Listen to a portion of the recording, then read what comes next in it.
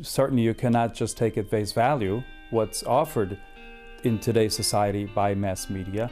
And I think personally that the answer, rather than turning away, is in the area of formation. How do we teach people to become critical thinkers? How do we teach people to understand that not everything you hear or everything you read should be taken at face value?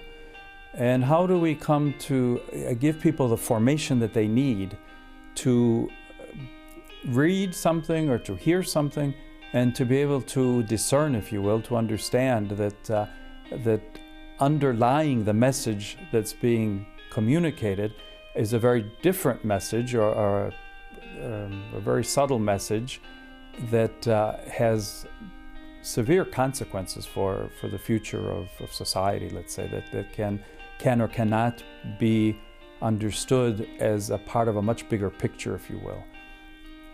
I began reflecting on this topic myself because of having lived outside the United States now for a number of years.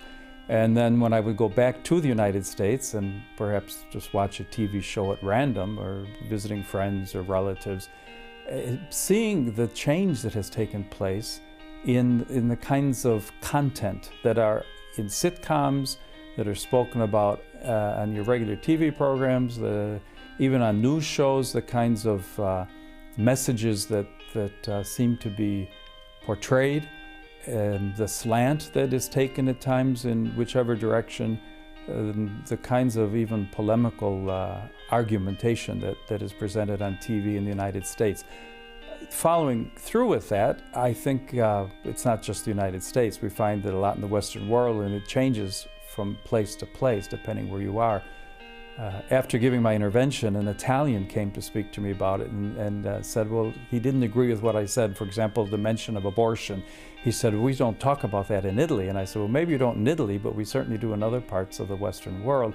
But then he came up himself with other examples of how the media has been used in Italy to present certain kinds of arguments, certain political questions, that in the same way, if you control the media, you can at least partially control the way people are thinking, because that's the message that people hear constantly.